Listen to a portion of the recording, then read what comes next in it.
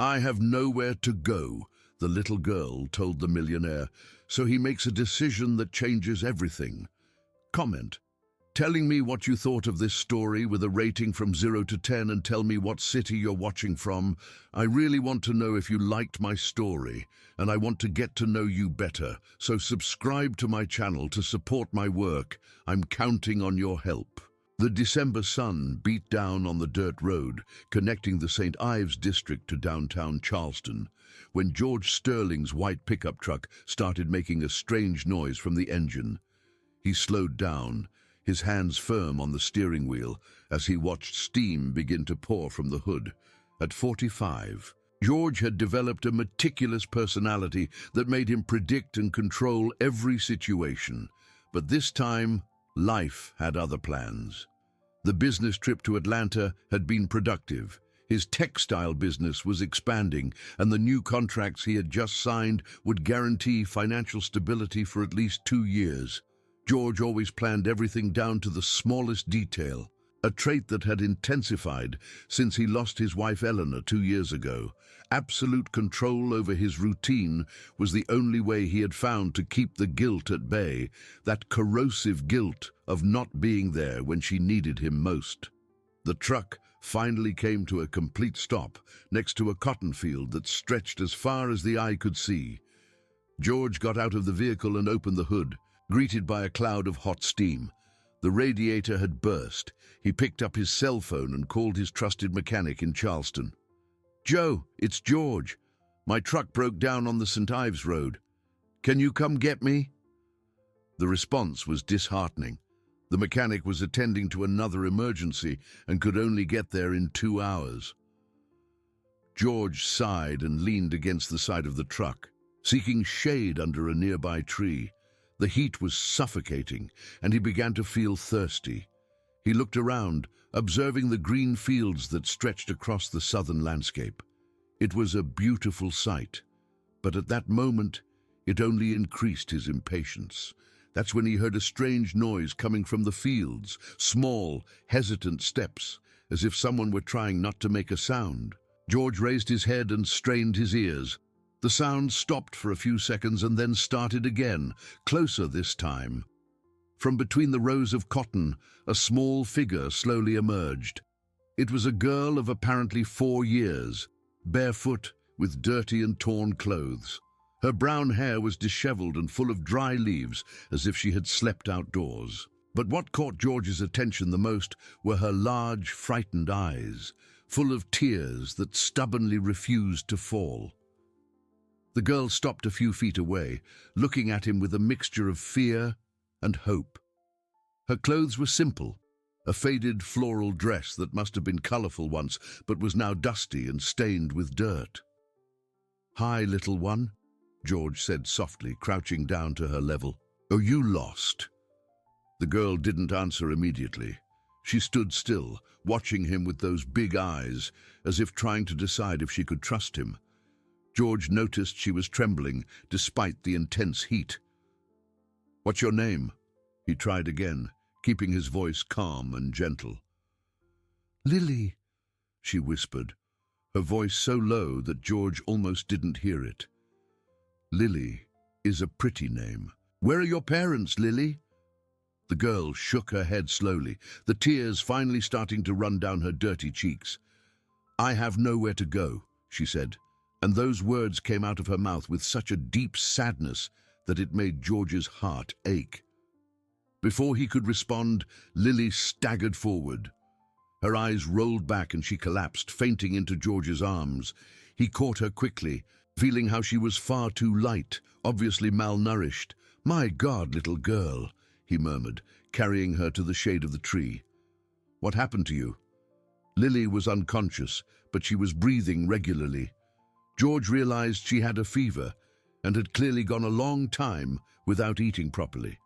Her clothes smelled of someone who had slept in the open for several nights. George looked around, searching for any sign of where the girl might have come from. The cotton fields stretched for miles in every direction, dotted only by a few farm workers' houses scattered throughout the area. There were no signs of movement or people looking for a lost child, George's cell phone rang. It was Joe, informing him that he would arrive in an hour. "Joe, change of plans?" George said quickly. "I need you to come urgently. I found a child here and she's not doing well." "A child? What happened?" "I'll explain later. Just come quick, please." George hung up and turned his attention back to Lily. She had woken up and was watching him with those big eyes, but she didn't seem to have the strength to speak. He offered her the bottle of water he had in the truck, and she drank it avidly, as if she hadn't seen water in days. "Lily, can you tell me where you came from?" he asked gently. She just shook her head, shrinking against the tree trunk. George realized there was something deeper going on. The girl didn't just seem lost, she seemed traumatized, as if she had been through experiences no child should ever live through. When Joe finally arrived with the tow truck, George had made a decision that would change his life completely. He couldn't leave that child alone on the road, especially in her current state. She needed medical care, food, and above all, safety. "Joe, let's take her to the hospital first, then we'll deal with the truck," he said, carefully carrying Lily to the cab of the tow truck. During the ride into town, Lily remained silent, huddled on the seat between the two men. Occasionally she murmured single words that didn't make much sense, fragments of phrases that suggested recent traumatic experiences.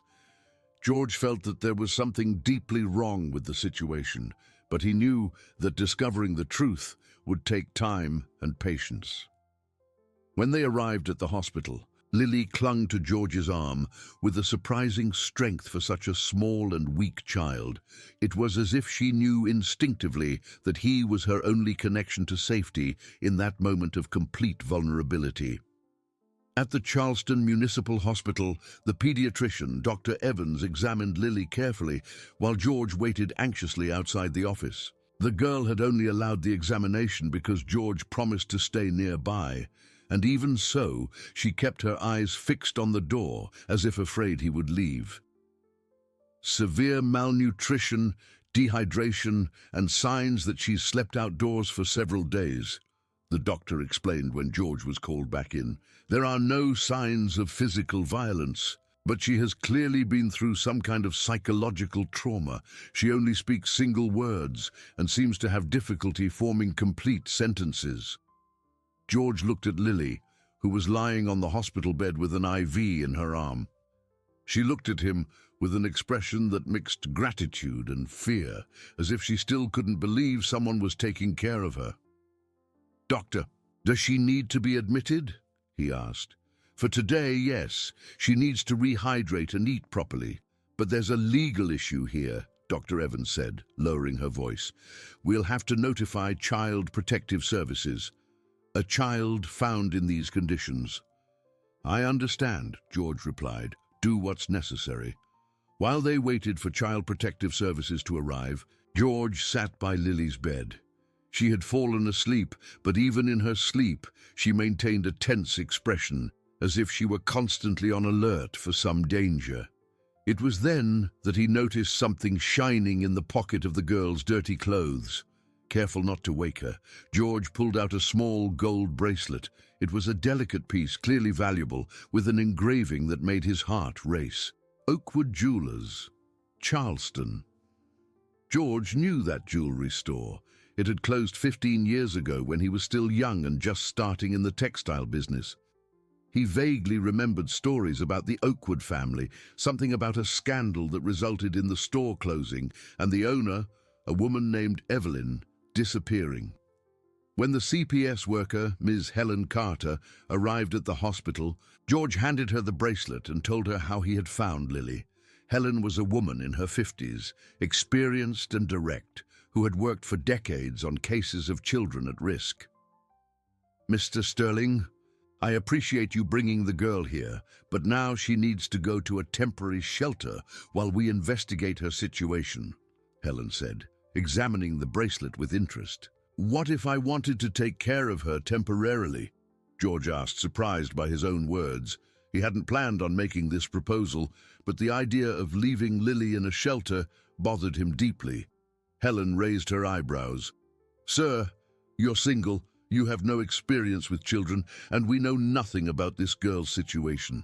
It would be a complicated process. I can provide references. Medical exams, whatever is necessary, George insisted. I have a big house, stable financial conditions, and she has clearly formed some bond with me. Helen observed Lily, who had woken up during the conversation and was discreetly clinging to the sleeve of George's shirt. The girl didn't take her eyes off him, as if she were afraid he would leave. Let's do this, Helen decided. You can keep her for a few days while we do the necessary checks, but it will be temporary until we discover her true family situation. 2 hours later, George arrived home with Lily. His house was large and comfortable, located in one of Charleston's best neighborhoods. It had been the home he had shared with Eleanor for 15 years, and since her loss, the rooms echoed with a loneliness he tried to fill with work. Lily entered timidly, observing every detail with curious eyes. George took her to the guest room, which he had quickly prepared with clean sheets and some toys he found stored in a closet, leftovers from gifts he had bought for nephews over the years. "This will be your room while you're here," he said gently. "It has its own bathroom, and you can make yourself comfortable." Lily sat on the bed, still holding the rag doll a nurse had given her at the hospital. "Is George going to leave?" she asked, using his name for the first time. "I'm not leaving," he promised. "I'll be here taking care of you." That first night, George barely slept. He woke up at every noise, worried about Lily, and several times he went to her room to check if she was okay. The girl slept restlessly, murmuring incomprehensible words and tossing and turning as if fleeing from a nightmare. The next morning, while preparing a simple breakfast, George received a call that would change everything. It was his sister, Catherine, who managed the financial side of the business. "George, I heard you brought a strange child home. What's gotten into you?" Catherine's voice had that controlling tone he knew well. "Catherine, I found an abandoned girl on the road. I couldn't just leave her there. And you just decided to play dad. George, this girl could be a setup. Someone might be taking advantage of your kindness to extort you." "It's not like that," George said, watching Lily playing silently in the living room. "She's clearly traumatized and needed help. Brother, you lost Eleanor, and you haven't been thinking straight since. This obsession with control, now this impulsive decision. I'm coming over to talk to you properly." When Catherine arrived an hour later, Lily immediately hid behind George. Catherine was a determined woman, always concerned with family reputation and assets. At 42, she had dedicated her life to protecting the family business and saw any unforeseen situation as a potential threat. "George, this situation is unsustainable," Catherine said after observing Lily for a few minutes. "The girl clearly has problems. We don't know where she came from. And you're getting involved in something that could have serious legal consequences." "She's just a child who needs help," George replied. "A child with an expensive gold bracelet," Catherine retorted, having heard the full story. "That's no coincidence, George. Someone is behind this." The argument was interrupted when Lily started to cry softly. George immediately knelt beside her, trying to comfort her. "George isn't going to leave me," she asked between sobs. "I won't leave you," he promised, giving Catherine a meaningful look. That afternoon, after Catherine left, visibly annoyed, George decided to investigate Lily's bracelet on his own. He went to Charleston's historic district, where the old Oakwood Jewelers used to be. The building now housed a hardware store, but the owner, Old Man Miller, had been in the area for a long time and remembered the days of the jewelry store. "Ah, the Oakwood family," Old Man Miller said, scratching his grey beard. "Complicated story, that one. Evelyn was a hard-working woman, but her husband, Franklin, was always a bit shady. There was a big mess about inheritances, land, that kind of rich family stuff. In the end, Evelyn disappeared from town, and no one ever heard from her again. "And did they have children?" George asked. "There was a daughter, Clara, smart girl, but a bit strange. After her mother disappeared, she vanished too. They say she was committed somewhere. Problems in her head, you know how it is."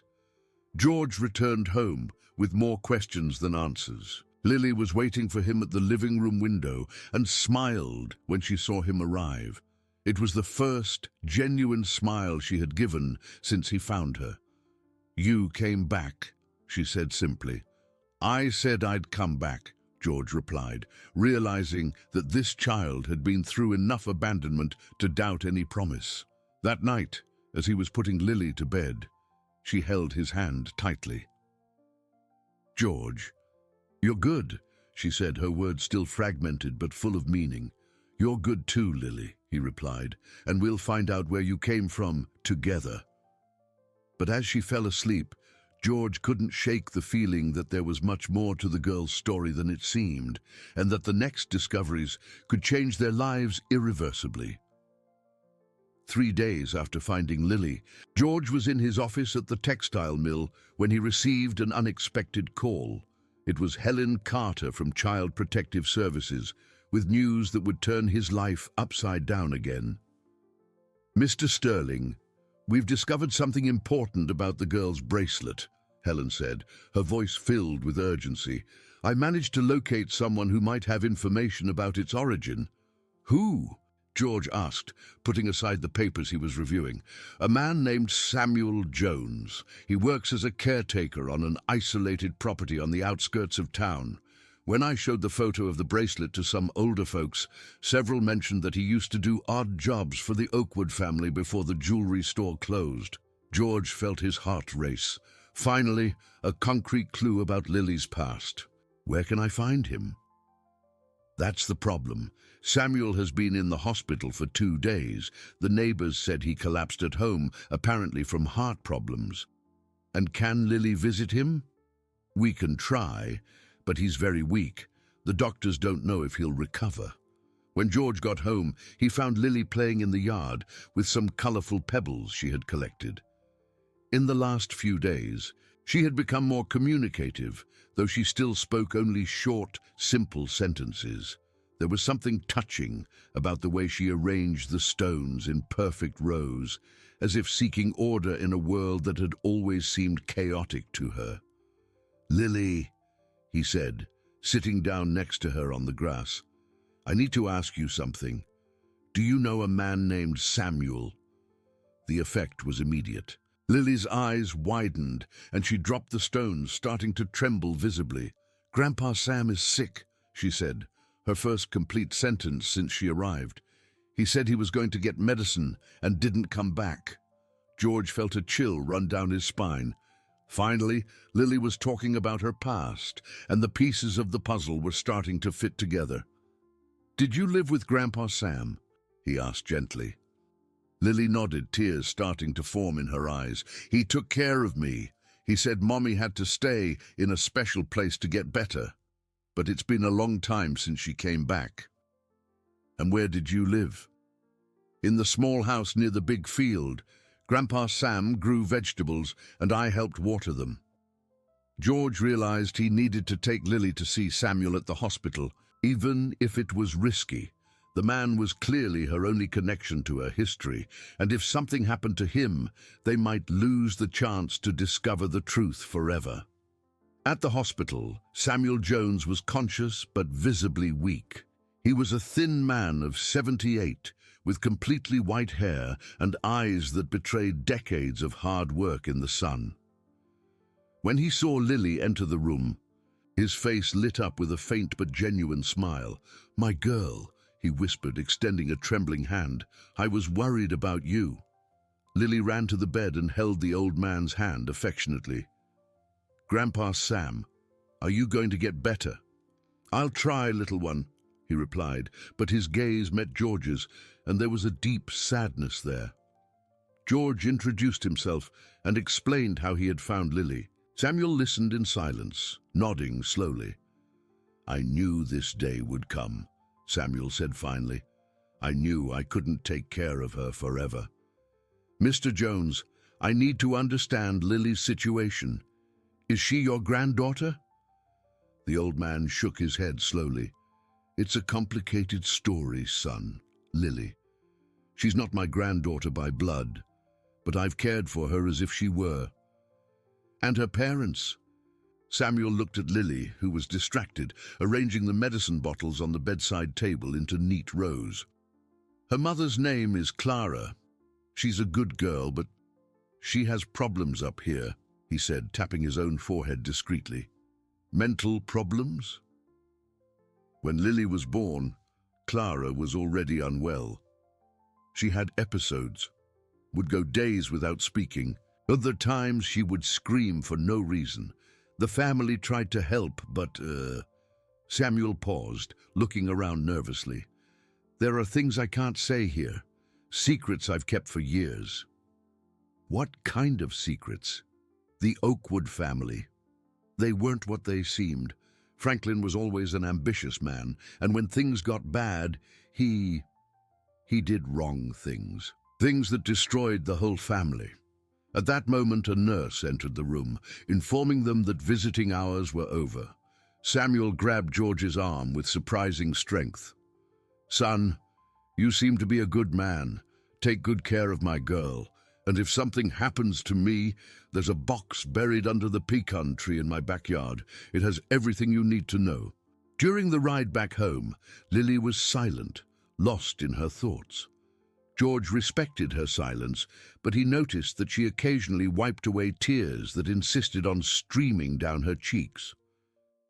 George, she said finally when they were almost there. Is Grandpa Sam going to die? The direct question caught him off guard. He's very sick, Lily.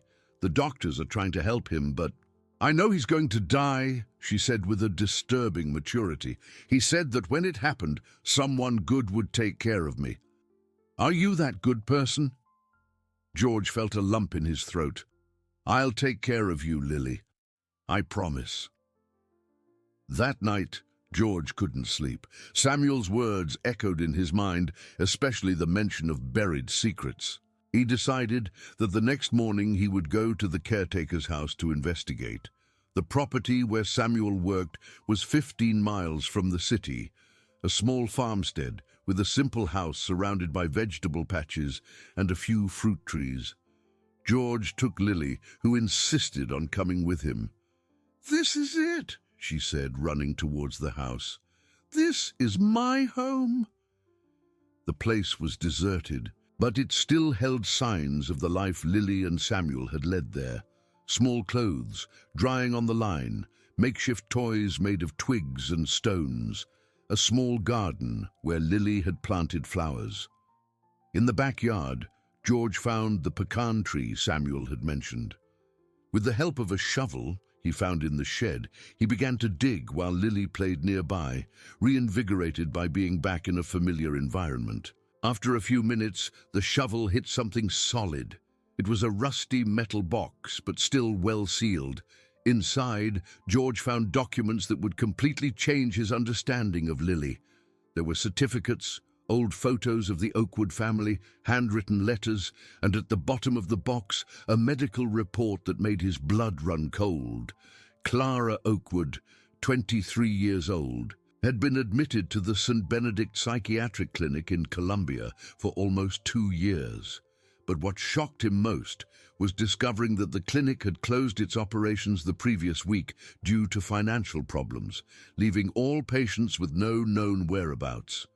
George, what did you find? Lily asked, approaching curiously. Pictures of your family, he replied, showing a photograph where a young woman with sad eyes held a baby in her arms. This is your mommy, Clara. Lily touched the photo delicately. She's pretty. Grandpa Sam said she would come back when she got better. George put the documents away, but his heart was heavy with the discovery.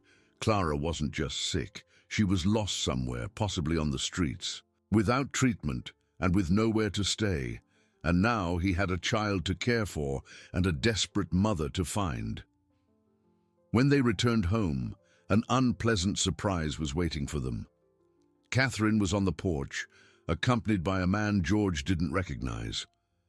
"George, this is Mr. Davis from our company's legal department," Catherine said with a smile that didn't reach her eyes. "We had a very interesting conversation about your current situation."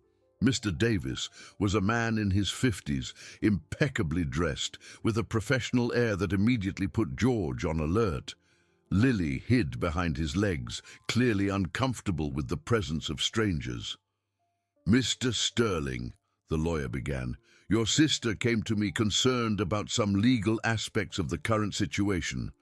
Caring for a child without proper documentation can bring serious complications for you and for the company."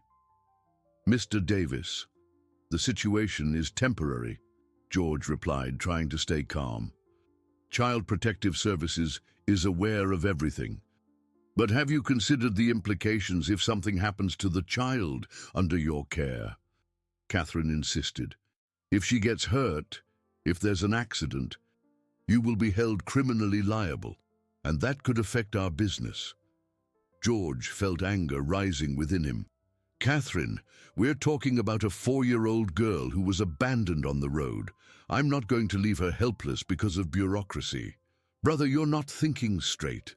Ever since Eleanor passed, you've been making emotional decisions that could harm us."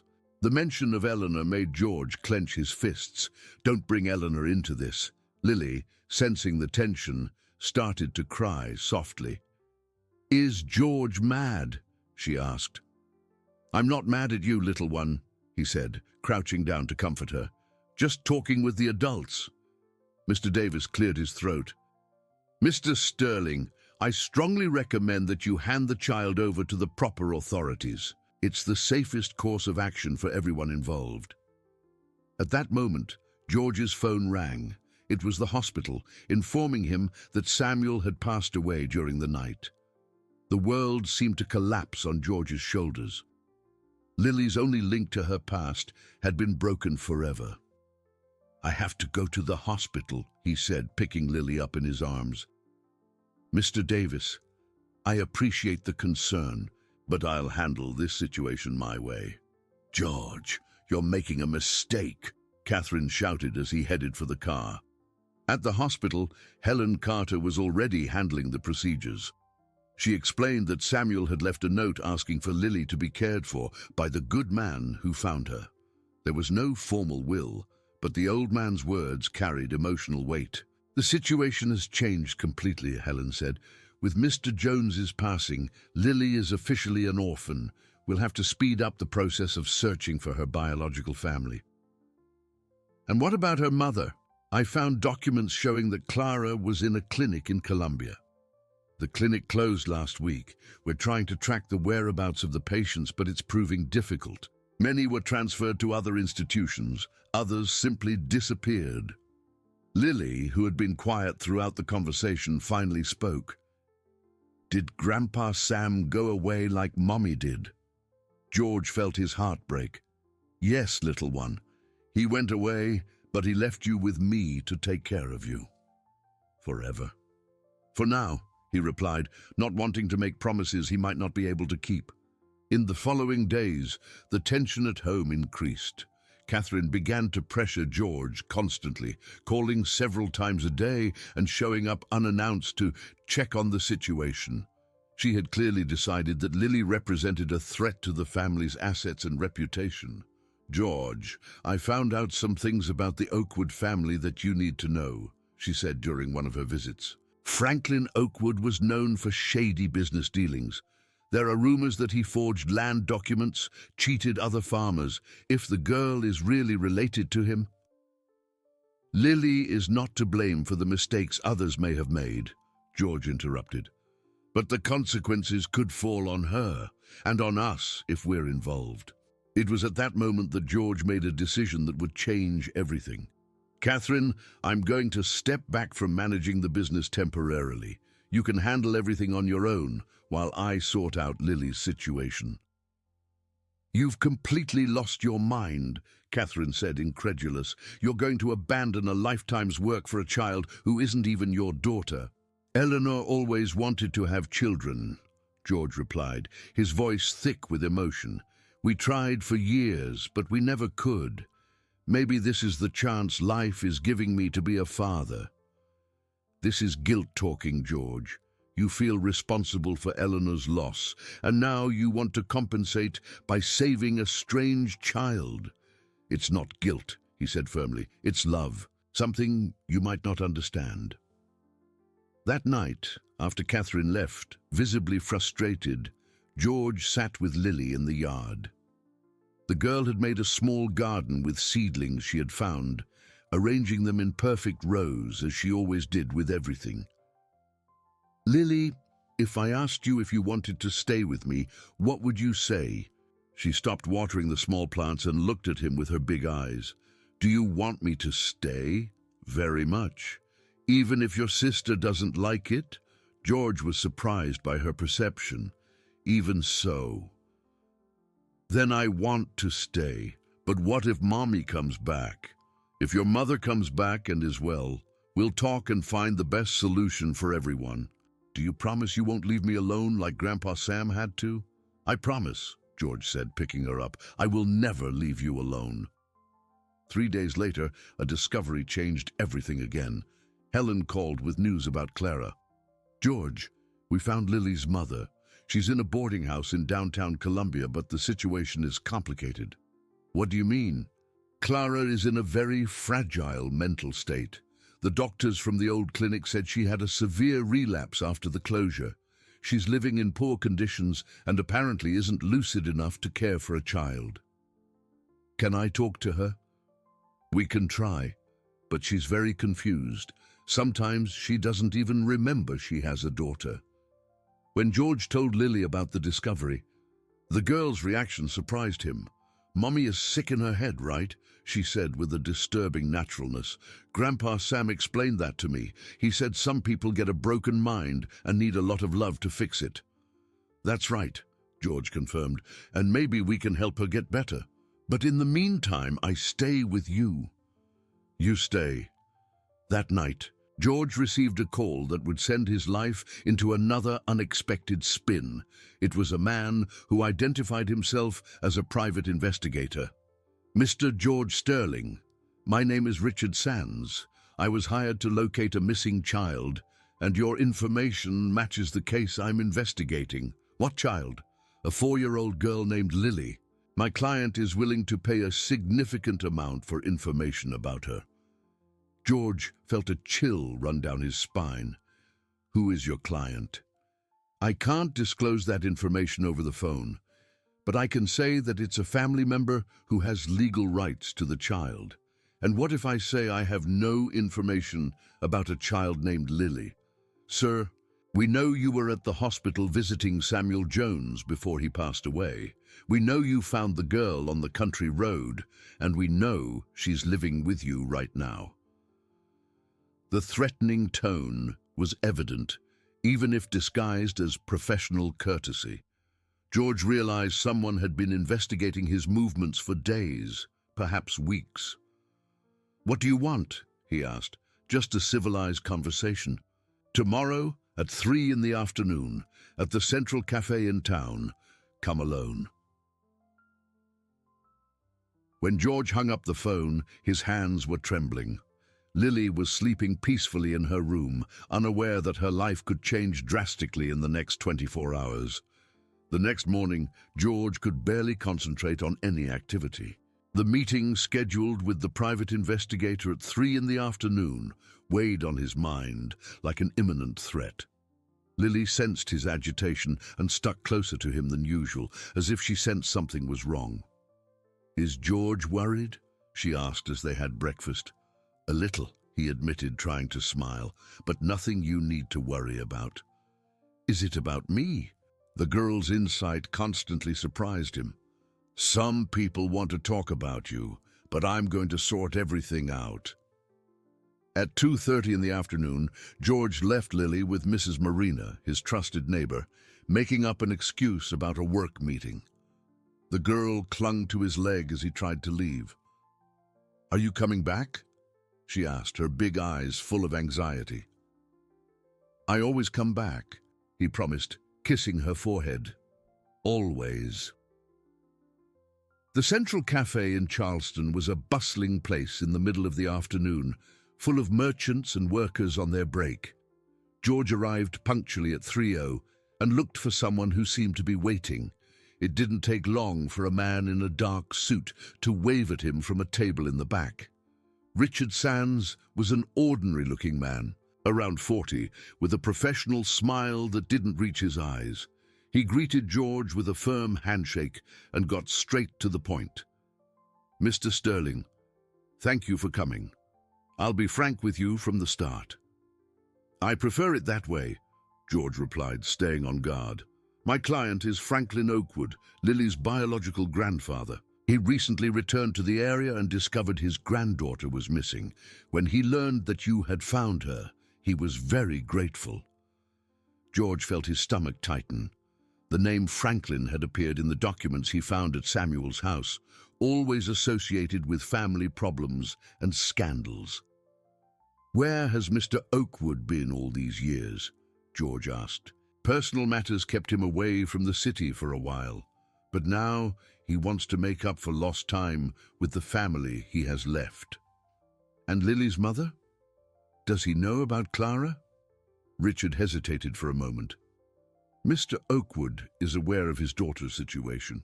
In fact, that's exactly why he wants to take custody of his granddaughter. Clara is in no condition to care for the child." "Lily is well cared for where she is," George said firmly. "I don't doubt that, sir. But you must understand that family is family. Mr. Oakwood has legal rights to the girl. And where was he when Lily was living in poor conditions with Samuel? Where was he when she was found abandoned on the road?" Richard's smile faded slightly. "Mr. Sterling, my client greatly appreciates what you've done for his granddaughter, so much so that he's willing to offer generous financial compensation for the time and resources you've dedicated to her care." "I don't want money," George said, feeling his anger rise. "Then perhaps we can reach a different agreement. Mr. Oakwood would be grateful if he could visit his granddaughter regularly while he prepares a suitable home for her." "No," George said flatly. "Lily has been through enough trauma. I won't expose her to more instability." Richard leaned forward, his expression hardening. "Mr. Sterling, I hope you don't make this more difficult than necessary. My client has the legal resources to get his granddaughter back with or without your cooperation." "What kind of resources?" "A very competent lawyer who can question the legitimacy of the temporary custody granted by Child Protective Services, especially considering you're a single man with no experience with children who is keeping the girl in an irregular situation." The threat was clear. George stood up, throwing money on the table to pay for the coffee he hadn't even touched. "Tell your client that if he wants Lily, he'll have to go through me first." "Mr. Sterling," Richard called as he was walking away, "my client will be in town tomorrow. It would be beneficial for you to talk in person." George left the cafe with his heart racing. On the way to Mrs. Marina's house, he called Helen Carter. "Helen, I need to talk to you urgently. Someone has shown up claiming custody of Lily." "Who?" "Franklin Oakwood, supposedly her grandfather." There was a silence on the other end of the line. "George, that name worries me. I'm going to check the records we have on him. Can you come to my office in an hour?" When George arrived to pick up Lily, the girl was in Mrs. Marina's yard playing with some cats. Upon seeing him, she ran into his arms. "You took a long time," she said, hugging him tightly. "Sorry, little one. The meeting was longer than I expected." In the CPS office, Helen had a folder full of documents about Franklin Oakwood spread across her desk. "George, the situation is more complicated than we imagined," she said, gesturing for him to sit. "Franklin Oakwood has an extensive criminal record." "What kind of record?" "Document forgery, embezzlement, fraud. He was convicted 10 years ago for defrauding the sale of rural lands, cheating several farmers in the region. And now he wants custody of Lily?" According to the records, he served his sentence and was released 2 months ago. Legally, as the grandfather, he has rights to the child in the absence of other capable family members. But considering his record, we can challenge it, but it will be a tough legal battle, especially if he brings in competent lawyers. Lily, who had been playing in the reception area, appeared at the office door. "Can I come in?" "Of course, my dear," Helen said, opening her arms to her. "Are you talking about me?" Lily asked with her usual frankness. George and Helen exchanged glances. "A little," George admitted. "Lily, do you remember your grandfather?" The girl frowned, concentrating. "Grandpa Sam said I had another grandpa, but that he was a bad man. He said he would never let him find me." Lily's words confirmed George's worst fears. If Samuel had hidden the girl from Franklin for years, he must have had very serious reasons. "Helen, what can we do?" "I'm going to file for a psychological and social evaluation before any custody decision is made. That might give us a few days to gather more information." That night at home, George tried to maintain a normal routine so as not to worry Lily. They had dinner together. She helped wash the dishes by arranging the plates in perfect rows, as she always did, and then they sat down to read a story. "George," she said as he put her to bed, "if the bad grandpa comes to get me, will you protect me?" The direct question caught him off guard. "How do you know about that?" "I heard you talking, and I also dreamed about a man who wanted to take me away, but you wouldn't let him." George sat on the edge of the bed and held her small hand. "Lily, I promise I'll do everything I can to protect you, but sometimes adults have to solve complicated problems." "I don't want to leave here," she said, tears starting to form. "This is my home now." "To me, it's your home too," he replied, kissing her forehead. "Now try to sleep." But George knew that sleep would not come easily for either of them that night. The next morning, he was awakened by the phone at 6 o'clock. It was Catherine, with news that would make the situation even more complicated. "George, a man showed up at the mill looking for you. Said he's the grandfather of the girl you're caring for. He's with lawyers and seems to have money." "What did he want?" "Information about you. How much you earn, how you live, if you have problems with alcohol or drugs.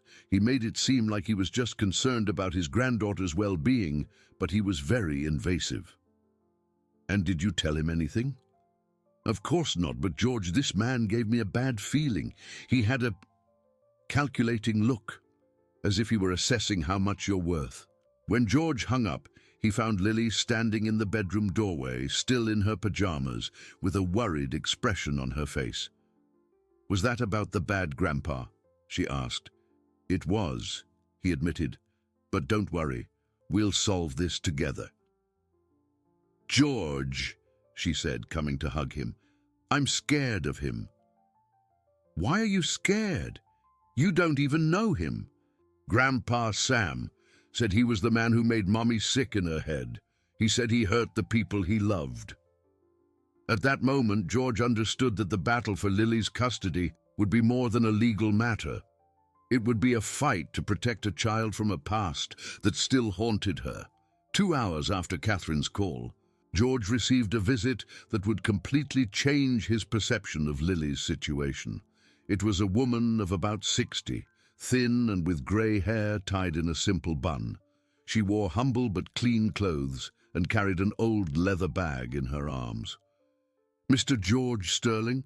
she asked when he answered the door. "Yes, that's me. My name is Evelyn Oakwood. I heard you're taking care of my great-granddaughter." George felt as if the world had stopped. Evelyn Oakwood, the woman everyone said had disappeared 15 years ago, was standing at his door. "You are." "I am Clara's mother and Lily's grandmother, and I've come to claim what is mine by right." Lily, who was playing in the living room, heard strange voices and appeared curiously at the door. When she saw the unknown woman, she immediately hid behind George's legs. Lily, Evelyn said, her voice choked with emotion. I'm your great-grandmother Evelyn. Come here, my child. The girl shook her head no and clung tighter to George. I don't want to, she said softly. Evelyn seemed hurt but didn't insist. May I come in? We have a lot to talk about. In the living room, Evelyn told a story that left George stunned. She had not disappeared voluntarily 15 years ago. She had been driven out of town by her own husband, Franklin, after discovering that he had forged documents to steal land from other relatives. When I confronted Franklin about the frauds, he threatened me, Evelyn explained, her hands trembling slightly. He said if I told anyone, he would make me look crazy. At the time, Clara was a teenager and already showing signs of mental problems. Franklin used that against me. How so? George asked. He spread rumors around town that I was also going crazy, that it was hereditary in the family.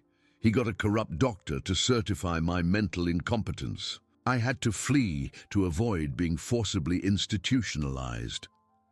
Lily listened to the conversation from her corner on the sofa, organizing small objects she had collected during the week. She occasionally cast suspicious glances at Evelyn. And Clara? George asked. My daughter was left alone with that monster. Little by little, he destroyed her psychologically. When she got pregnant with Lily, Franklin was furious because the child's father was a poor boy from town. He increased the pressure on her until she had a nervous breakdown. Why didn't you come back sooner? I tried several times, but Franklin always found out and made threats. 2 years ago, I managed to settle in Savannah, working as a seamstress. When I heard he'd been arrested, I thought I could finally come back for my family. But he was released 2 months ago, George said, and that's why I'm here now. Franklin is back, and I know he'll try to get Lily. Why, if he never cared about her? Evelyn hesitated, looking at Lily. Can we talk in the kitchen? There are things the girl shouldn't hear. In the kitchen, Evelyn revealed the shocking truth about Franklin's motivations.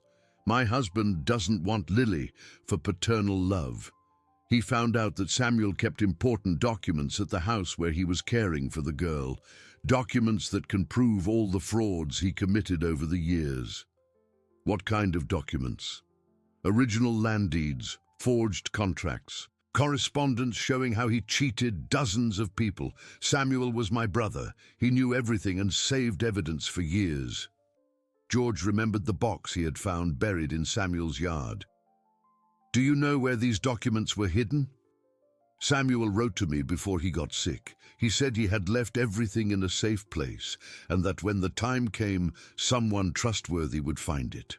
I found a box buried in the yard of the house where Lily lived. Evelyn's eyes lit up. Do you have the documents? I do, but I don't understand how this relates to Lily. Franklin believes the girl can lead him to the documents. He knows Samuel trusted her, that she knows every corner of that property. If he gets custody, he'll use it to pressure the child. At that moment, they heard a noise in the living room. Lily had knocked over a glass of water and was trying to clean the floor with her small hands. Sorry, George, she said when he appeared. I broke it by accident. It's nothing, little one, he said, helping her clean up. But he noticed that Lily's hands were trembling and she was avoiding looking where Evelyn was. Lily, Evelyn said gently, are you afraid of me? The girl nodded honestly. Grandpa Sam said people from the old family were dangerous, that they made Mommy cry. Not all people in the family are bad, my dear. I'm different from your great-grandfather. How can I know? Lily asked with irrefutable logic. Evelyn sighed deeply. You can't know yet, but maybe, with time, I can show you. That afternoon, the situation became even more complicated when Helen called with urgent news. George, Franklin Oakwood has filed a lawsuit demanding immediate custody of Lily. His lawyer presented documents proving the relationship and is claiming you are keeping the child illegally. But she's under the protection of CPS. The lawyer is questioning our competence to grant this protection to a single man with no family ties to the child.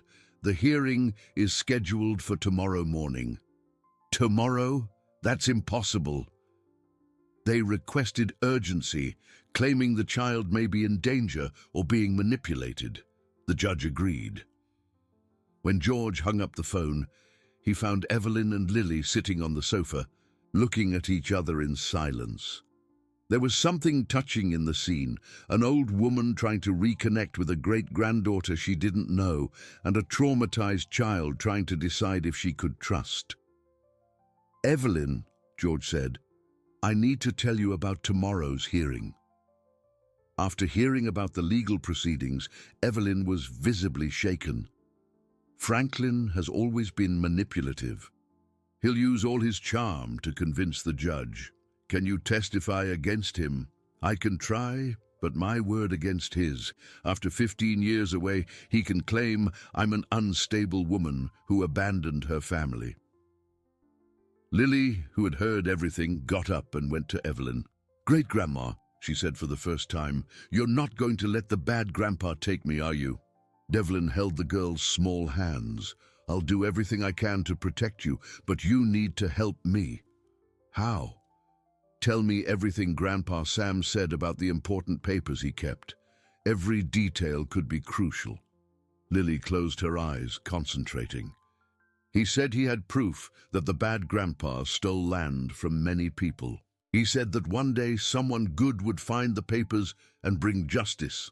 Anything else? He said the bad grandpa was afraid of a special paper that showed how he hurt Mommy, a paper that could send him back to jail." Evelyn and George exchanged significant looks. If there was documentation about how Franklin had caused Clara's mental breakdown, it could completely change the course of the hearing. "Lily," George said carefully, "would you be able to show me where Grandpa Sam kept that special paper?" The girl nodded. "He showed me once. Said that if something happened to him, I should tell someone I trust." "Can we go there now?" "I can," she said, "but I'm scared to go back to that house alone." "You won't go alone," George promised. "We'll go together." As they prepared to go to Samuel's old house, none of them imagined that Franklin was closer than they thought, and that the night held surprises that would test all the bonds they had built. The drive to Samuel's old house was tense and silent. Lily sat between George and Evelyn on the front seat, occasionally pointing out directions with her small voice. The sun was setting when they arrived at the abandoned property, casting long shadows over the surrounding fields. "It's there," Lily said, pointing to a small building attached to the main house. "Grandpa Sam showed me a special hiding place in the shed where he kept his tools." The shed was a simple wooden structure, smelling of damp earth and rusty tools. Lily walked confidently to a shelf in the back, where there were old paint cans and various containers. "It's under here," she said, crouching down and moving a loose floorboard. "Grandpa Sam said this was the safest place in the whole house." Carefully, George removed the board and found a hollow space where there was a leather folder wrapped in plastic. Inside, documents that would make Franklin Oakwood tremble if he knew of their existence. "My God," Evelyn murmured, examining the papers in the light of George's flashlight. Samuel kept everything. Absolutely everything. There were forged medical contracts, falsified psychiatric documents with Franklin's signature as the responsible party, and most importantly, a cassette tape labeled Confession Clara Oakwood, 03-15, 2018. "What's this tape?" George asked. "Clara recorded her testimony before her last breakdown," Evelyn explained, her hands trembling as she held the tape. "Samuel told me she had a moment of lucidity and wanted to record everything Franklin had done to her."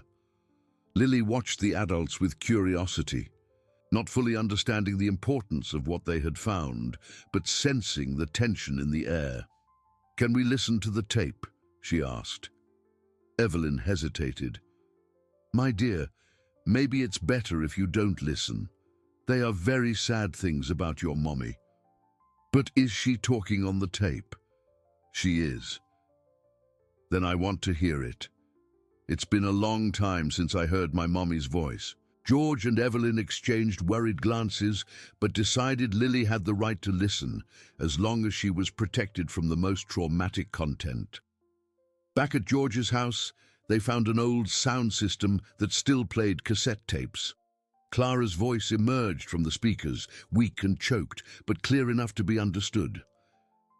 My name is Clara Oakwood. I'm 21 years old, and I want to record what my father has done to me throughout my life. Lily lit up upon hearing her mother's voice, but as the testimony continued, revealing years of psychological manipulation, emotional blackmail, and abuse of authority, the girl's joy turned to confusion. He always said I was sick like my mother, Clara's voice continued, that if I didn't obey, he would send me to a hospital and no one would see me again. When I got pregnant with Lily, he was furious because the child's father was poor. He said I had brought shame to the family. Evelyn stopped the tape when Clara began to describe more traumatic episodes. That's enough for today, she said, looking at Lily, who had tears in her eyes. Mommy was very sad, the girl said simply. She was, my dear, but not because of you, because of the bad grandpa. That night, George barely slept. The documents they had found were devastating evidence against Franklin, but he knew that using a 4-year-old as a witness would be complicated. Besides, the hearing was the next morning, and there wasn't enough time to prepare a proper defense. It was around midnight when they heard a noise in the yard. George got up silently and peeked through the window, seeing shadows moving near the gate. His heart raced when he realized someone was trying to enter his property. He woke Evelyn, who was sleeping on the living room couch. There's someone outside, he whispered.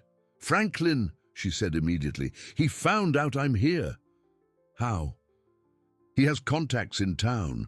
Someone must have seen me arriving at your house.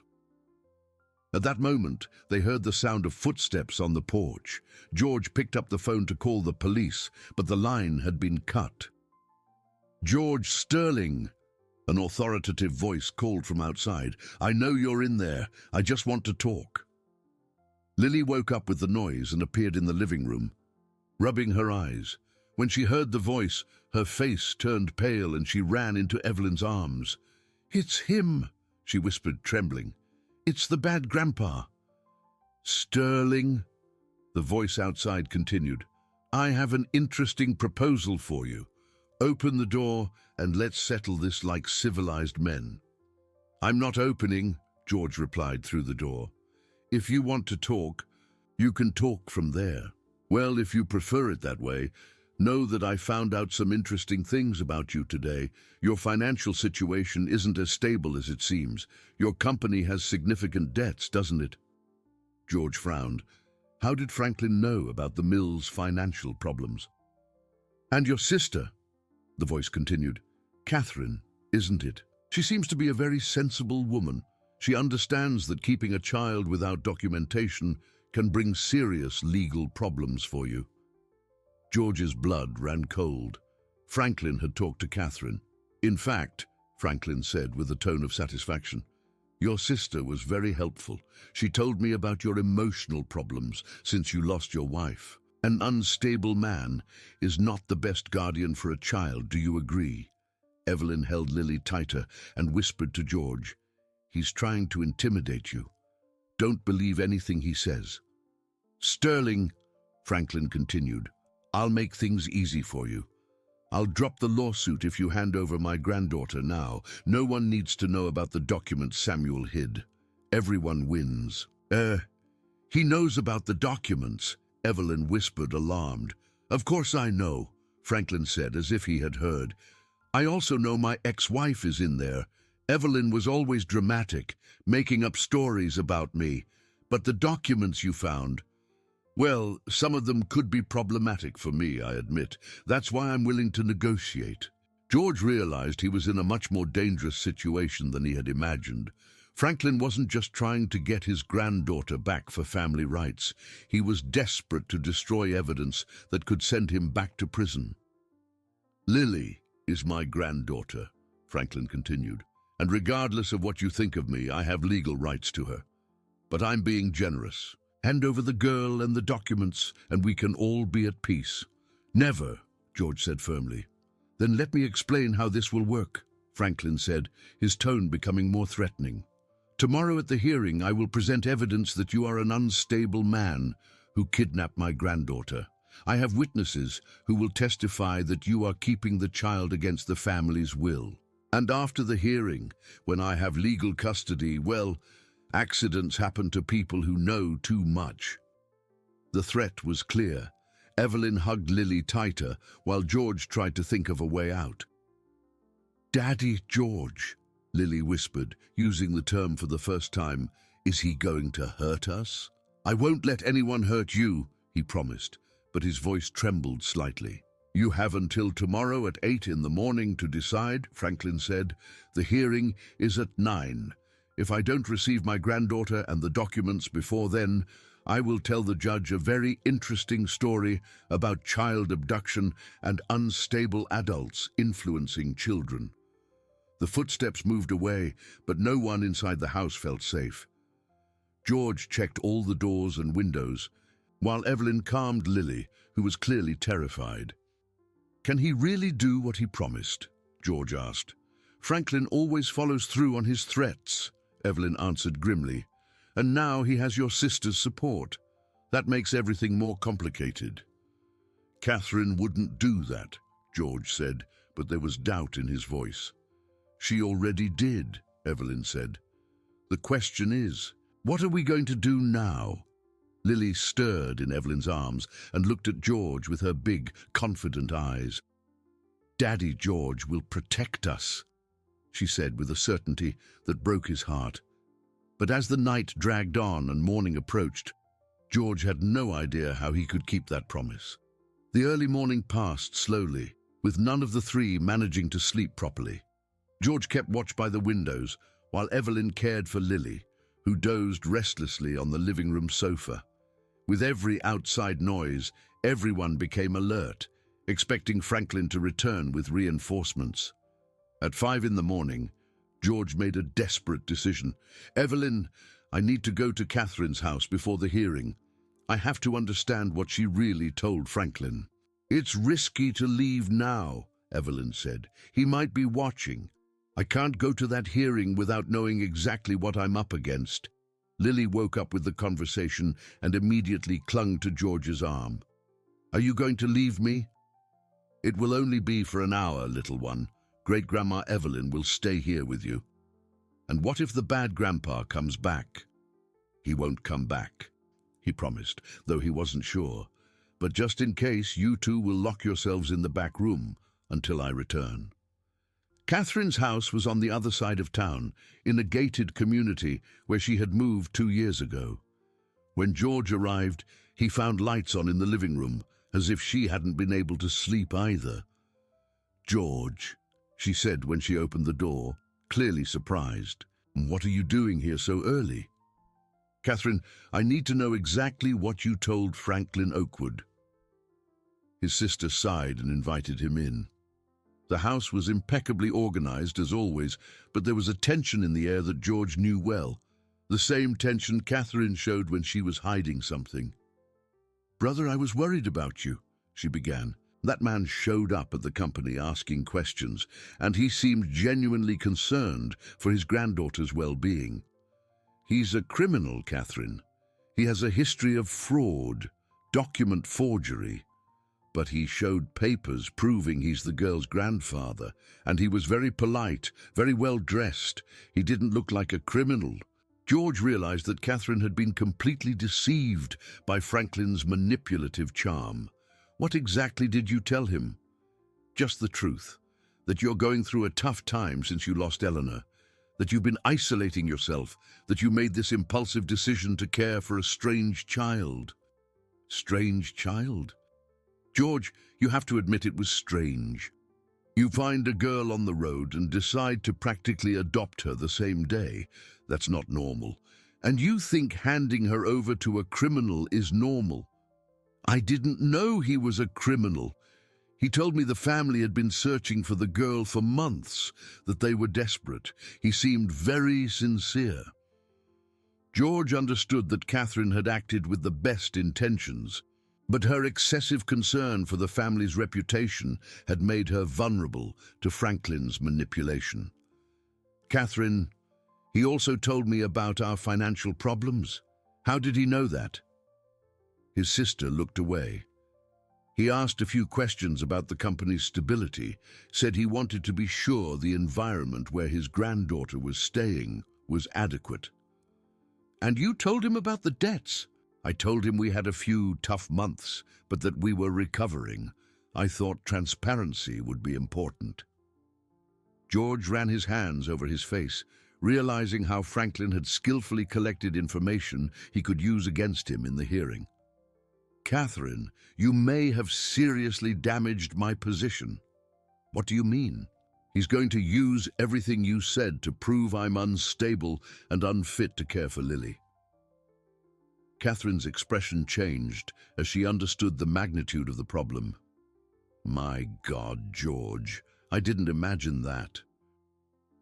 I need you to come to the hearing with me today and tell the truth, that Franklin manipulated you, that you didn't know about his criminal record. Of course I will, but will it do any good? When George returned home, he found a situation that made his blood run cold. The front door was ajar, and there was no sign of Evelyn or Lily. "Evelyn!" he shouted, running into the house. "Lily!" In the back room, he found signs of a struggle. Furniture out of place, drawers open, clothes scattered on the floor. A window was broken, with shards of glass scattered on the floorboards. Desperate, George searched the entire house, shouting their names. It was then that he heard a faint noise coming from the closet in the master bedroom. "George?" It was Evelyn's voice, muffled and scared. He opened the closet and found them hidden among the clothes, Evelyn hugging Lily protectively. "What happened?" "Franklin came back with 2 men, Evelyn said, trembling. "They broke the back window and entered the house. We managed to hide in here before they saw us." "They looked for us in all the other rooms," Lily said, surprisingly calm. "But they didn't find this hiding spot." "Did they take anything?" "They searched the whole house. I believe they were looking for the documents we found." George checked the spot where he had hidden the folder with the evidence. It was intact, protected in a small safe that Franklin apparently hadn't found. "We have to get out of here," he said. "It's not safe to stay." "Where will we go?" Evelyn asked. "To the courthouse. The hearing is in 2 hours. At least there will be on neutral ground." As they prepared to leave, Lily approached George with a serious expression. "Daddy George, the bad grandpa talked to me when he was here." "What do you mean?" "When great-grandma hid me in the closet, he found my toys in the living room. He said out loud so I could hear that if I didn't go with him, something bad would happen to you and great-grandma." George knelt to the girl's level. "Lily, you know he was trying to scare you, right? We're going to protect you." "I know, but I don't want you to get hurt because of me." The maturity of the statement broke George's heart. A 4-year-old child shouldn't carry that kind of worry. "Listen carefully," he said, holding her small hands. "You're our family now. Families protect each other, no matter what happens." On the way to the courthouse, George noticed they were being followed by a dark car. Franklin was determined not to lose sight of Lily until he got official custody. "He's not going to give up," Evelyn said, watching the car in the rearview mirror. "Neither are we," George replied with determination. In the courthouse parking lot, they found Helen waiting with a worried expression. "George, I need to warn you that the situation is more complicated than we expected," she said. "Franklin's lawyer presented new evidence last night." "What kind of evidence?" "Testimonies that you're keeping the child in an irregular situation, that you have financial problems, that you're emotionally unstable, and most importantly, that you're being influenced by a woman who was declared mentally incompetent 15 years ago. Evelyn turned pale.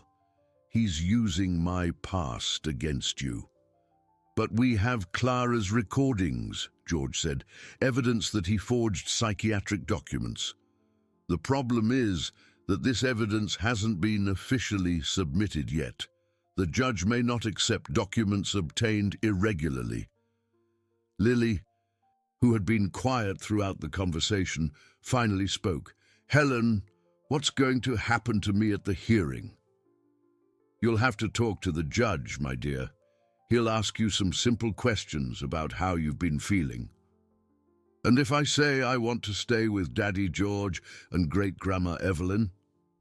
Your opinion is important, but the judge will consider many other things as well. Then, as they entered the courthouse, George saw Franklin for the first time in person. He was an imposing, well-dressed man with impeccably combed grey hair and a confident smile that didn't hide the coldness in his eyes.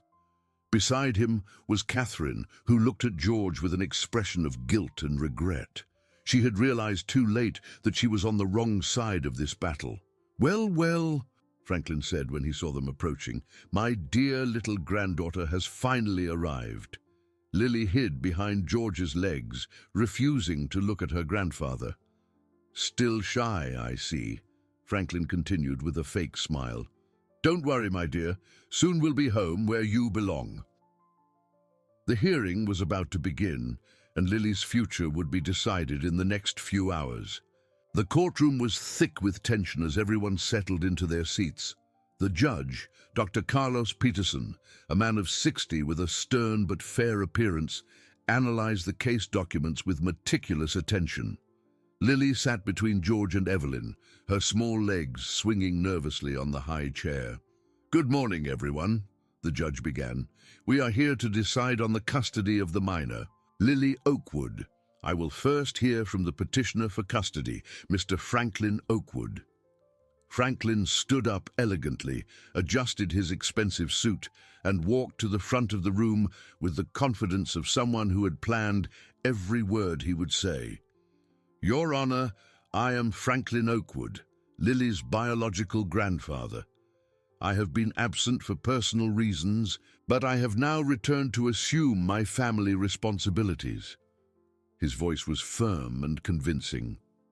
I discovered that my granddaughter was living in precarious conditions, being cared for by a sick elderly man, until she was found by a man who, though well-intentioned, has no family ties or adequate experience to raise her. Franklin's lawyer, Mr. Hayes, a tall and imposing man, presented a folder full of documents. Your Honor, we have here proof of kinship, as well as testimonies that question the emotional and financial stability of the current temporary guardian. George felt his stomach clench when he saw Catherine being called as a witness. His sister stood up reluctantly, clearly uncomfortable with the situation. Mrs. Catherine Sterling, said Mr. Hayes, are you the sister of the minor's current guardian? I am, Catherine replied in a low voice. Can you tell us about your brother's emotional state since he took on the care of the child? Catherine looked at George with eyes full of regret. My brother. He went through a difficult period after losing his wife. When he found Lily, he seemed to have found a purpose, but... Continue. The lawyer insisted, but I was worried about the impulsiveness of the decision. Caring for a child is a huge responsibility, and he's never had children. And what about the financial situation of the family business? We had a few difficult months, Catherine admitted, her words sounding like a betrayal to George's ears, but we are recovering. Lily pulled on George's shirt sleeve and whispered, Why is Auntie saying bad things about you? She's confused, little one, he replied softly, but he felt the situation slipping out of his control. Mr. Hayes continued to present his case, painting George as an emotionally unstable man who had clung to the child for selfish reasons, trying to fill the void left by his deceased wife. Furthermore, Your Honor, Franklin said when he spoke again. "I discovered that my ex-wife Evelyn has recently appeared trying to influence the situation. As the attached documents show, she was declared mentally incompetent 15 years ago and abandoned her family under dubious circumstances." Evelyn stood up abruptly. "That's a lie. I never abandoned my family voluntarily." "Order in the court," the judge said firmly. "Ma'am, you will have your opportunity to speak." When it was Helen's turn to testify, she tried to present a more favorable picture of George. "Your Honor, in my 20 years of experience as a CPS worker, I can state that Lily shows clear signs of an emotional bond with Mr. Sterling. She is well cared for, nourished, and shows positive emotional development since being with him." "But the legal situation is irregular," interrupted Mr. Hayes. "A child cannot stay indefinitely with people without family ties when biological family is available." It was then that the moment everyone dreaded arrived. Lily was called to speak with the judge. Dr. Peterson crouched down to the girl's level, trying to make her more comfortable. "Hello, Lily. I'm Judge Peterson. I'm going to ask you some simple questions, okay?" Lily nodded shyly, looking back at George for encouragement. "Do you like living with George?" "I like it a lot. He takes good care of me and lets me organize things the way I like." "And do you know this gentleman here?" the judge asked, pointing to Franklin. Lily looked at her grandfather, and her hands began to tremble. "He's the bad grandpa. Grandpa Sam said he made Mommy sick in her head." "Lily," the judge said gently, "sometimes children hear things they don't quite understand. Are you afraid of him?" "I am. He came to our house at night and broke the window. He said he would hurt Daddy George and Great-Grandma Evelyn if I didn't go with him." A murmur ran through the room. The judge frowned and looked at Franklin. "Mr. Oakwood, did you visit the residence of the miner's current guardian?" "Only to try to have a civilized conversation," Franklin replied calmly. "The situation had become complicated, and I thought it would be better to talk directly." "And you broke a window?" "There was a misunderstanding, nothing more than that." It was at this moment that George understood he needed to play his last card. He signaled to Helen, who stood up again. "Your Honor, I would like to present newly discovered evidence regarding Mr. Oakwood's history in relation to the treatment of his own daughter, Lily's mother." Mr. Hayes immediately objected. "Objection, Your Honor. This supposed evidence was not presented within the proper time frame." "Your Honor," Helen said, "these are documents found in the miner's former residence, left by her deceased caregiver. They are relevant to determining the best interests of the child." The judge hesitated. "What kind of evidence?" "A recording made by the miner's mother, detailing years of psychological abuse practiced by the petitioner." Franklin's expression changed slightly, but he maintained his composure. "Your Honor, my daughter was mentally disturbed when she made any recording.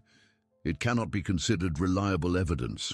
"Let me hear it," the judge decided, as Clara's voice began to echo through the room, telling of years of manipulation and emotional blackmail.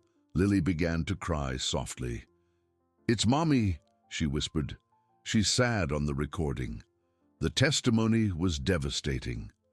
Clara described how Franklin had used her mental condition against her, threatening to have her institutionalized whenever she questioned his decisions. She spoke of how he had forged medical documents to have complete control over her.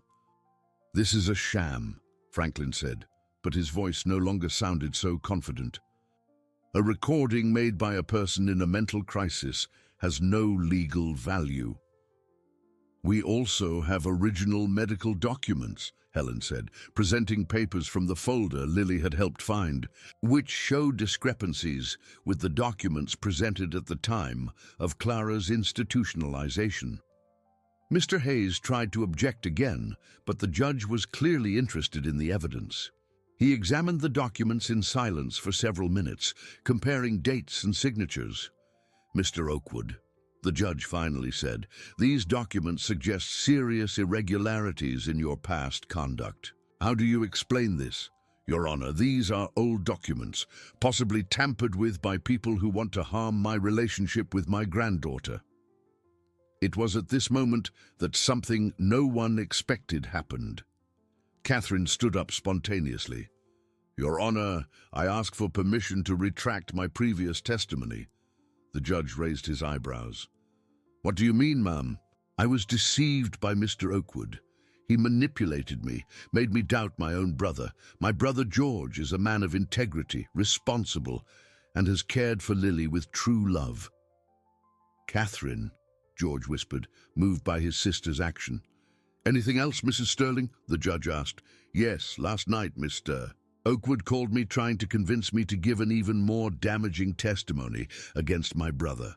He offered money in exchange for information that could harm his defense. That made me realize the kind of person I was dealing with." The revelation caused a stir in the room. Mr. Hayes tried to object, but the damage was done. The judge declared a 30-minute recess to review all the evidence presented. During the break, Lily clung to George. "Daddy George, am I going to have to go with the bad grandpa?" "I don't know, little one, but no matter what happens, I will always fight for you." "And great-grandma Evelyn too?"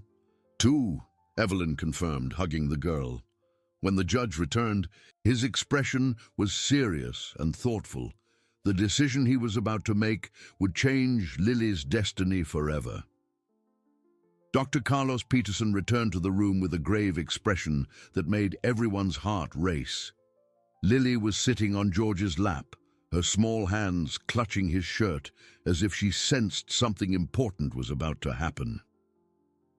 After carefully reviewing all the evidence presented, the judge began, "I must say that this is one of the most complex cases I have ever presided over.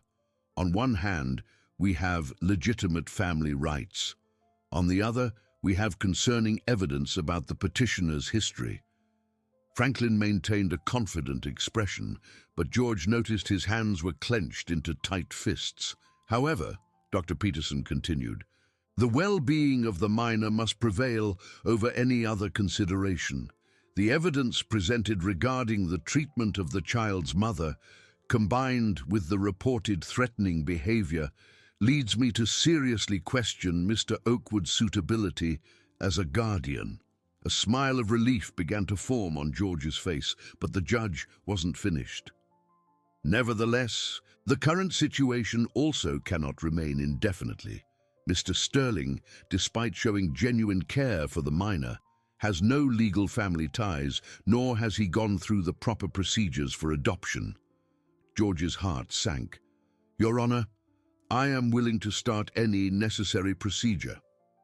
"I understand, but that takes time. The child needs immediate stability." The judge paused, consulting his papers. "Therefore, my decision is as follows. Temporary custody will remain with Mr. Sterling for another 60 days, during which he must formally begin the adoption process. Simultaneously, a full investigation will be conducted into the allegations against Mr. Oakwood." "This is unfair," Franklin exploded. "I'm the girl's grandfather. I have rights." "Mr. Oakwood, rights must be exercised with responsibility. The evidence presented today raises serious questions about your fitness as a guardian. If the investigation does not prove irregularities in your conduct, we will reconsider the situation." Lily whispered in George's ear, "Does that mean I get to stay with you?" "For now, yes, little one," he replied, but he knew that 60 days was very little time to resolve such a complex situation. When they left the courthouse, Franklin intercepted them in the parking lot. His mask of civility had completely fallen away. "This isn't over, Sterling," he said with eyes full of fury. "You don't know who you're messing with." "Mr. Oakwood," Evelyn said bravely, "you have caused enough pain for this family. Leave the girl in peace." "You," he pointed at Evelyn with disdain, "should have stayed where you were. You disappeared for 15 years and now you come back wanting to play Grandmother of the Year." I disappeared because you drove me out, because you couldn't stand that I knew the truth about your crimes. Be careful with your accusations, Evelyn. I still have influence in this city. And it was at this moment that an unexpected discovery changed everything. A young woman approached the group hesitantly. She was thin, with unkempt brown hair and simple clothes, but there was something familiar in her large eyes. "Mom?" she said, looking at Evelyn. Evelyn turned pale. "Clara? My daughter?" "Clara!" Lily shouted, running to hug the young woman. "Mommy, you got better." Franklin was visibly shaken by his daughter's appearance. "Clara, what are you doing here? You should be locked up somewhere you could keep controlling me," Clara said, her voice trembling but determined. "I heard there was a hearing about my daughter. I came to get her back." "My dear," Evelyn said, tears streaming down her face, "how did you find us?" "When the clinic closed, some patients were helped by a human rights organization. They helped me get stable, gave me the right medication. For the first time in years, I can think clearly." George watched the scene with conflicting emotions. He was happy to see Lily reunite with her mother, but he feared losing the girl he had learned to love as a daughter. "Mommy," Lily said, "did you come to get me?"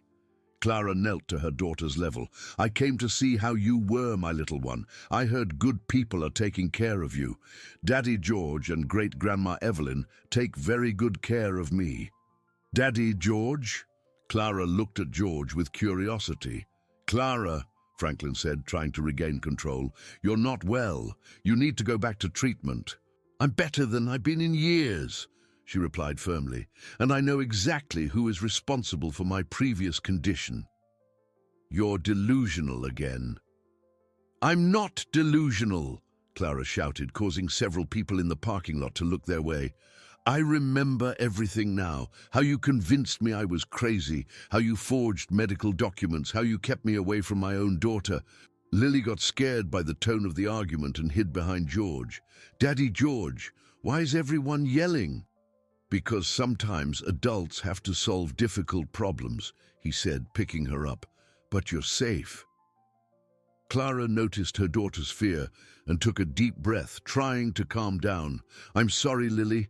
I didn't mean to scare you." Franklin tried one last desperate move. "Clara, you're sick. Let me help you and Lily. We can be a family again." "We were never a family," Clara said with bitterness. "You destroyed any chance of that when you decided to control me instead of loving me." "So what happens now?" George asked, fearing the answer. Clara looked at him with gratitude. "Mr. Sterling, I can't thank you enough for everything you've done for my daughter. But I need to be honest with all of you." "Go on," Evelyn encouraged. "I'm still in treatment. I take medication. I go to therapy. I have medical follow-up. I've improved a lot, but I don't know if I'm ready to take care of Lily on my own." "What are you suggesting?"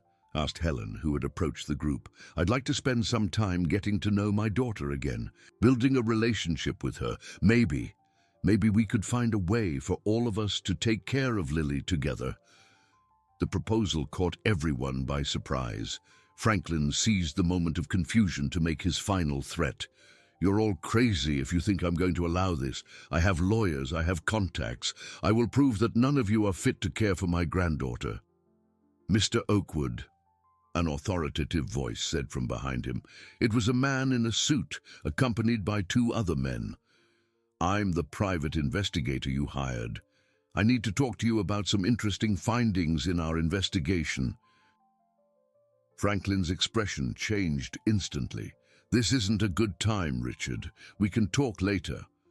"Actually, we can't," Richard said with a smile that didn't reach his eyes.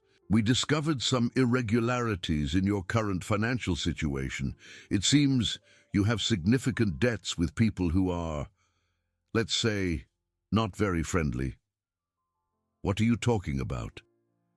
"Creditors who financed your activities during the period you were on the run. They are impatient to get their investment back." George understood immediately. Franklin didn't want Lily for paternal love. He was being pressured by creditors and needed a way to get money quickly. "The property where the girl lived with Samuel," Richard continued, "we found out it's still registered in the Oakwood family name. It's worth a considerable amount on the current market. And you believed that by having custody of your granddaughter, you could claim that property?" Evelyn completed, understanding the plan. Franklin was cornered, but made one last, desperate attempt. "You can't prove any of this." "Actually, we can," Richard said, pulling a folder from his car. "You were very careless with your communications. We have recordings, financial records, everything." It was at this moment that Lily, who had watched everything in silence, made a decision that surprised all the adults. She got down from George's arms and walked up to Franklin. "Grandpa," she said with her clear, innocent voice, "you don't have to use me to get Grandpa Sam's house. If you need the house, I'll give it to you. Just don't try to separate me from my new family."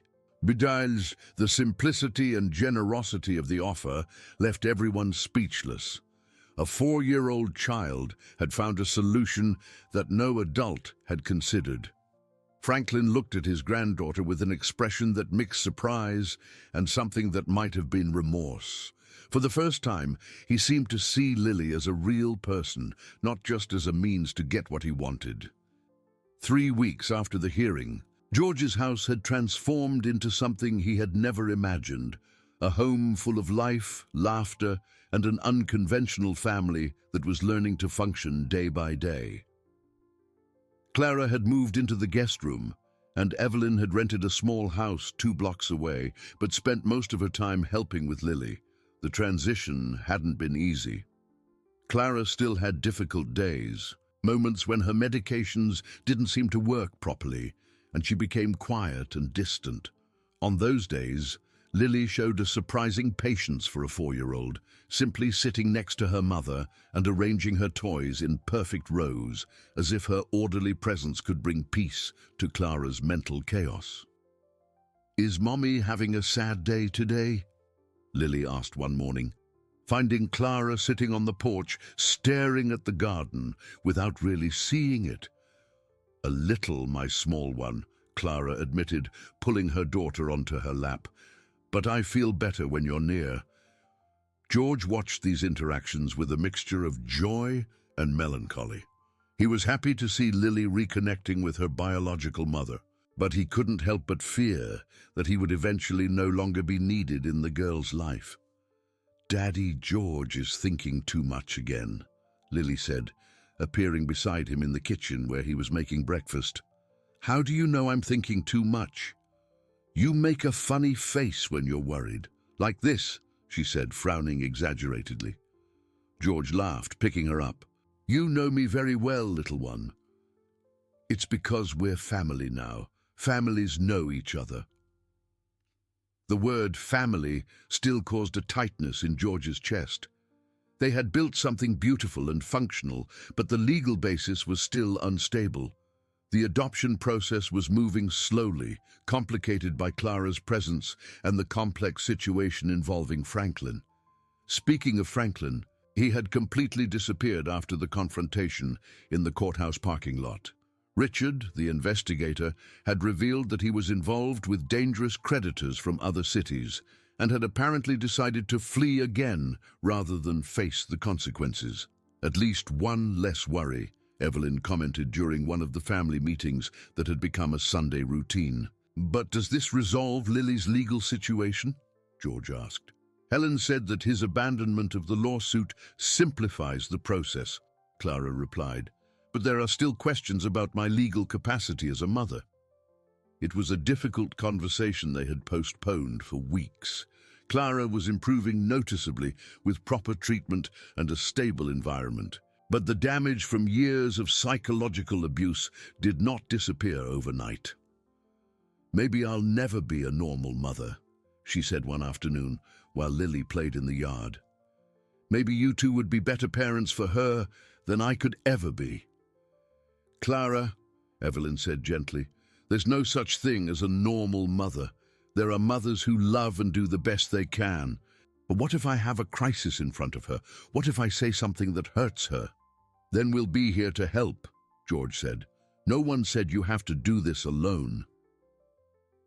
It was that afternoon that something happened that changed everyone's perspective. Lily ran into the house, carrying a paper with colorful drawings. "Look what I made," she said, holding out the paper. "It's our whole family." The drawing showed a large house with 5 figures in front, a tall, smiling George, Clara with long hair, Evelyn in an apron, a small Lily in the middle, and curiously, a 5th figure she had called Aunt Catherine. "Why did you draw Aunt Catherine?" George asked. "Because she comes to visit and brings sweets, and because she said she was sorry for being silly at the hearing." Indeed, Catherine had become a constant presence in the house since the hearing. Initially moved by guilt, she had started helping with Lily and gradually developed a genuine affection for the girl. "You know," Lily said, studying her drawing seriously, "I think our family is different from other families." "Different how?" Clara asked. "Most families have just a daddy and a mommy, but I have Daddy George, Mommy Clara, Great-Grandma Evelyn, and Aunt Catherine. It's like I have more love than other kids." The simplicity of Lily's observation deeply touched all the adults. She had found a way to see her situation not as something broken that needed fixing, but as something special to be celebrated. That night, after Lily fell asleep, the 4 adults gathered in the living room for a conversation that had been postponed for weeks. "We need to define how this will work in the long run," George said. "Lily deserves stability and clarity about her future." "I agree," Clara said, "and I think I've found a solution that could work for everyone." "Go on," Evelyn encouraged. "I want to formalize joint custody between myself and George. I will be the legal mother, but he will also be the legal father through adoption." "Is that possible?" Catherine asked. "Helen said it is, especially considering I'm still in treatment and Lily has already established deep bonds with George." "And me?" Evelyn asked, clearly worried about her role in the new setup. "You will be the official grandmother," Clara said, smiling. "The family I always wanted Lily to have."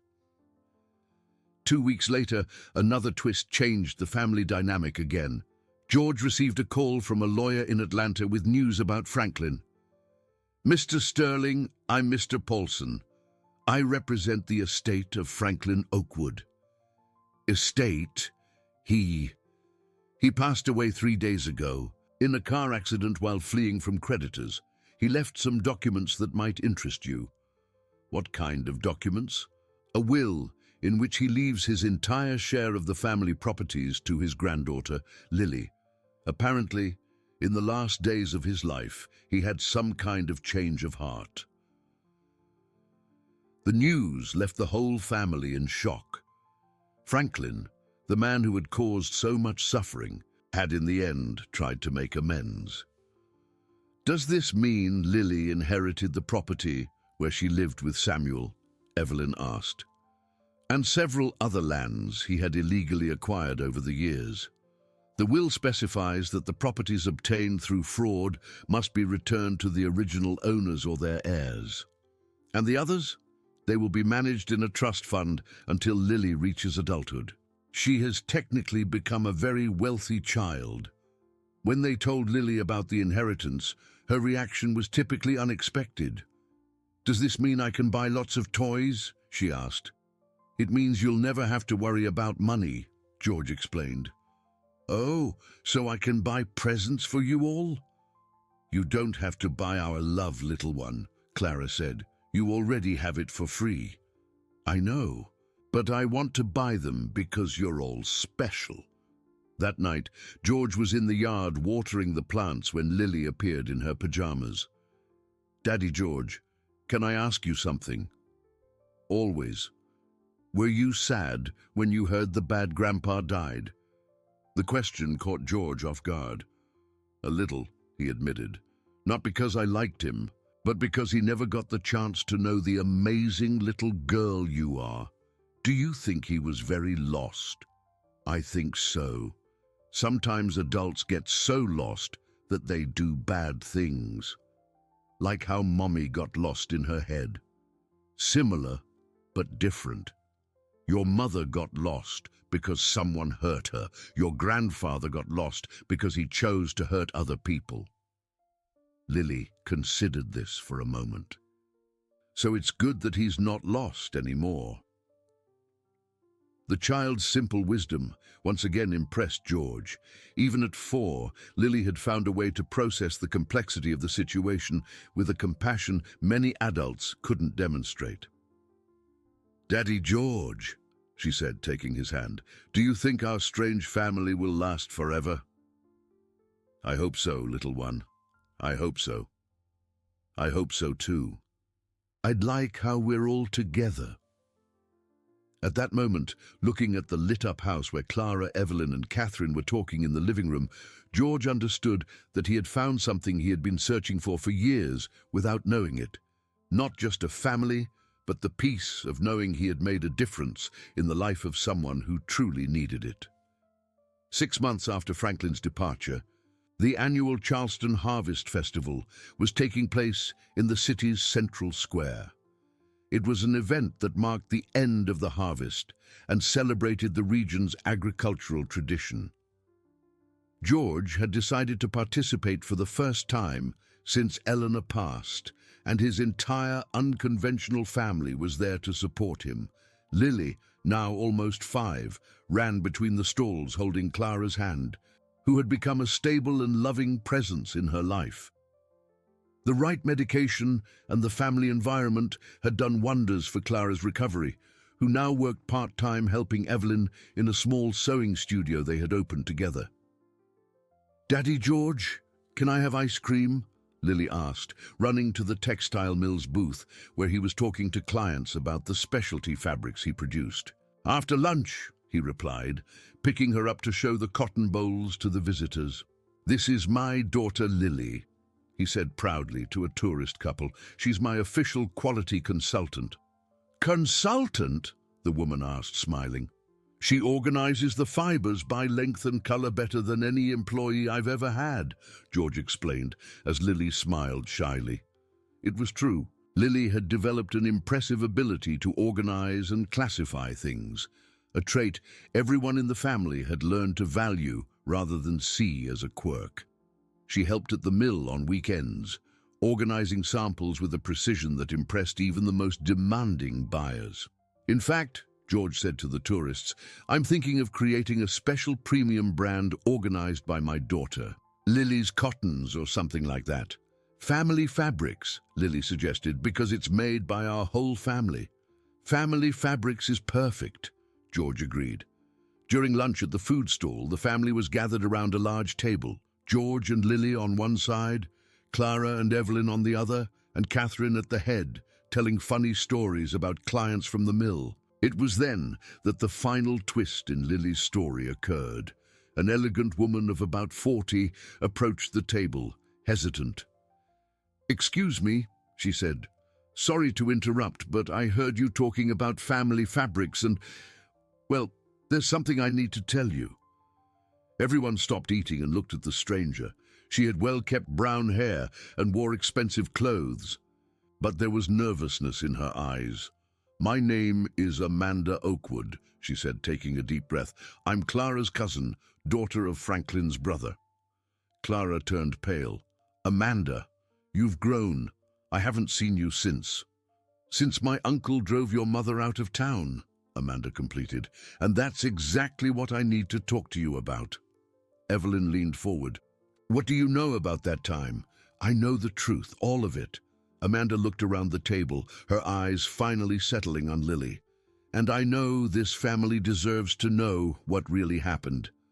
"Go on," George encouraged, holding Lily's hand, who had sensed the adult's tension. "My father, Charles Oakwood, never agreed with what Franklin did. For all these years, he kept documents, evidence, correspondence. When he heard that Franklin had died and that you were raising Lily, he asked me to come here." "What kind of evidence?" Clara asked. Evidence that proves Evelyn was never legally declared mentally incompetent. The documents Franklin used were all forged, evidence that shows how he manipulated doctors, falsified records, stole properties. Amanda took a folder from her bag, but more importantly, evidence that shows the property where Lily lived with Samuel never really belonged to Franklin. It was Evelyn's, and it still is. Evelyn's eyes widened. What do you mean? The original deed was never legally changed.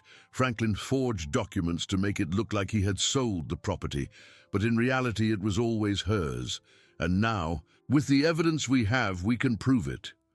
Does that mean great-grandma Evelyn is rich? Lily asked innocently. Amanda smiled. It means your great-grandmother has always been the rightful owner of several valuable properties in the region. But why did your father keep this a secret for so long? George asked. Because Franklin was dangerous. My father feared for our safety if he tried to expose the truth while my uncle was free. But now we can finally get justice, Evelyn completed, tears in her eyes. The revelation completely changed the family's financial situation. Evelyn discovered she was the owner of valuable land, and Lily, through Franklin's inheritance, had recovered properties that originally belonged to the family before the frauds. But the most touching part came when Amanda revealed the last secret.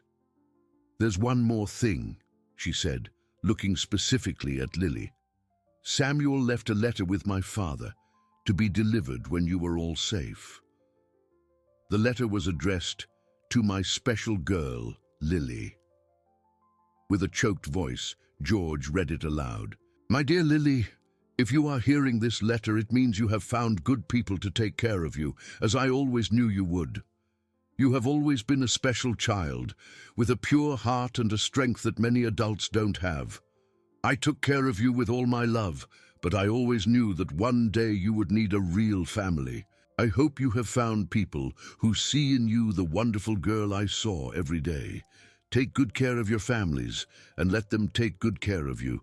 With all my love, Grandpa Sam. Everyone at the table was crying by the time George finished reading. Lily got up and hugged each of the adults as if she were comforting them. Don't be sad, she said. Grandpa Sam knew we would be okay, and we are. That afternoon, walking through the festival, Lily made an observation that perfectly summed up her journey. Daddy George, she said, do you remember when you found me on the road? Of course I remember. I was very lost that day, but I didn't know I was going home. What do you mean? I thought I was running away from a bad place, but I was actually going to you all. I was going home. George stopped walking and knelt to her level. You know you brought us home too, right? I was lost too, and you helped me find myself. And Mommy Clara? Your mommy was lost in her head, and you helped her find herself. And great-grandma Evelyn? Your great-grandma was lost far from her family, and you brought her back. Lily thought about this for a moment. So we were all lost, and we found each other together. Exactly. It's a beautiful story, she said, smiling. It's our story, George corrected. As the sun set over the harvest festival, the family was gathered at the booth, telling stories and laughing together. Lily had fallen asleep in Clara's lap, surrounded by people who loved her unconditionally. You know, Evelyn said, looking at her sleeping great-granddaughter, when Franklin drove me away, I thought I had lost my family forever. And now, Catherine asked, now I know that family isn't about blood or last names. It's about choosing to love someone every day. And about letting that someone love you back, Clara added. George looked around the table, seeing faces illuminated by the golden late afternoon light. Lily was right. They had all been lost before, and they had found each other together. An unconventional family, formed by chances that perhaps weren't so accidental after all.